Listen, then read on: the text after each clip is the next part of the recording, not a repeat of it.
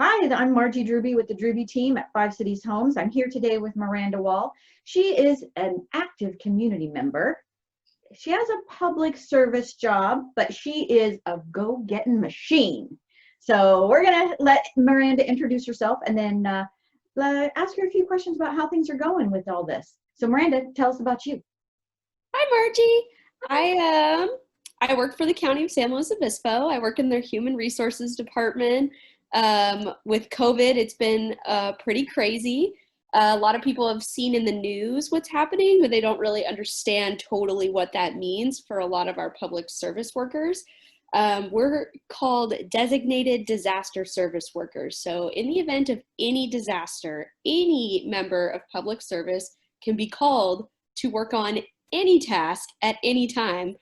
And during this experience, I've had a few assignments that were not totally related directly to my HR work, but kind of in a way came back to HR work. I spent most of the last 3 months at the Cal Poly Alternate Care Site, which is a 165 bed facility that we are hoping to never have to use, but it is ready and waiting for folks if they need it. And actually this week I started in on a new project, recruiting contact tracers. You may have seen on the news that they're looking for contact tracers.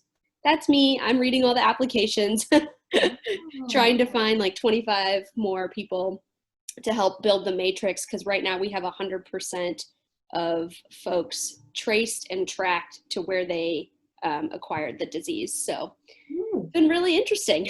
That's amazing. Yeah. So it's been a really like long couple of weeks, and we've been working really hard, but it's really rewarding. And like I said, you just get called at any time, at any hour for any job, and it's like, okay, here we go. That's what I'm gonna go do now. Wow. And you know what? I just interviewed with the food bank and she said they had like librarians that were reassigned to the food bank. Right. And so like part of what my office did, I wasn't totally involved with this project, but my office was the one calling down the list of folks like librarians and saying, hey, food bank needs help. And I know that they have I think they have a luncheon today. They're thanking all of the disaster service workers that they had out there. A luncheon? Yeah. Yeah. With a mask. Right? You're eating underneath your mask. Yeah. So it's been a really interesting experience, and it's really cool to see how our different municipalities have all kind of collaborated as well. There's been a really great collaboration between the cities and the county effort in order to make this go as smoothly as possible, which I think is really neat. Well, that is good. So I was going to ask you to tell us what you're seeing that's working in the community, but it sounds like people are coming together. So tell us, what do you think is working in the community right now? We have a couple of challenges going on. Well, yeah, we have quite a few things going on that are really, the last couple of weeks have been particularly challenging due to the current, socioeconomic climate, racial injustices that we're seeing, and on top of a pandemic where people have been cooped up inside. I work in the downtown offices, and I still report to work most days regularly. And pretty much every day there seems to be some sort of civil protest or engagement rally for a myriad of causes, from open up the buildings to Black Lives Matter to whatever it may be. And so that's been really interesting to watch evolve over time. I think a lot of people were really yelling at each other for a really long time in front of the courthouse, people just hooting and hollering. And it seems like people are more have mellowed out and are more respectful of allowing folks to express their opinions in a public setting. I've noticed that anyways in the last month and a half. And what I think also is really working is the fact that people are willing to do things that are outside of their scope of normal either activity or normal jobs. People are stretching themselves a little bit further. I have friends that, will grocery shop for others that can't go to the store, and that kind of stuff that we don't normally do, like in service of others. I think it really helps build the community up and keep people connected. And I think COVID has kind of forced people to be more active members of the community and help others. And I think it's been, that's like a silver lining type of a thing, I would say. Yeah. Yeah, it is kind of a weird positive thing that ever it feels like a lot of negative, but you're connecting with people that, I mean, we sent out, hey, if you need us to grocery shop for you, let us know. If Yeah. you need us to pick up pet food, let us know. We'll drop off pet food at your porch if you don't want to have to go get it yourself. So I get that. So is there a kind of a specific positive story about the community that you want to share? Yeah, actually, I thought this was a really neat one. So when we were at the alternate care site, building the facility, nobody was wearing masks because we weren't allowed to use the supplies, the medical supplies that we were bringing in, because we didn't want to run out of those. Right. So only people that had fabric masks were wearing them, but not a lot of folks had them. And then we just were able to reach out to a correctional deputy over at the jail, and the Women's Honor Farm actually ended up making hundreds and hundreds of masks, hundreds of masks.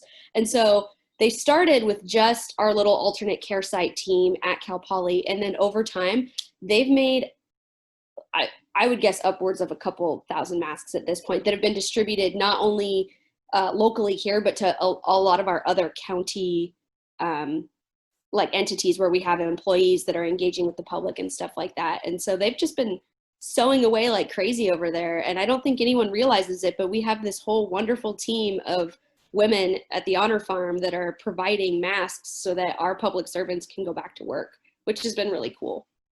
Everybody is just jumping in to help everybody. I mean, it feels like there's two sides to this whole thing, the terrifying part and the look at how great we are as a community part. So that's everyone's willingness to help each other. It is. So tell us, what can the community do to help each other now? I mean, we're pretty deep in this COVID thing with the other extra challenges of the economics and the racial issues, and what can we do to help each other? I think self-responsibility, holding yourself accountable. Your actions do affect others. And so, for example, I'm choosing to travel very soon, and I'm getting tested before I travel, and I'm getting tested after I travel. And you get your results within 24 hours, and making those decisions so that you could be a carrier, you could be an asymptomatic carrier. If you're choosing to cross county lines or engage with people in a semi-intimate setting indoors, making sure that you're kind of doing your due diligence, and you're getting tested, or if you have the antibodies, which we don't know if that totally works or not anyways, but and then asking other people what their level of comfortability is. You can't assume that someone is as comfortable with a mask off lifestyle like you are right now. You just don't know. So being really conscious and aware of others and where they stand on the issues, just because you really don't know where people are in terms of comfortability, or and it's just not fair. So accepting that self-responsibility, I think, is really important. It is, and I also think respecting that. So if you're comfortable without a mask, I mean, I have a compromised family member. I can't run around the community without a mask. Yeah. I don't need anyone judging me, because I feel like I need to protect the people around me, but I would like them to protect me as well with a mask. So just wear a mask, people. That's my attitude. It's just wear a mask in public. It doesn't hurt you. You're not physically harmed. It's not a political issue. You don't want to kill somebody's grandma or their son who's compromised. Right. It's not something that's like super hard to do. I saw something that said, your government is calling on you to put a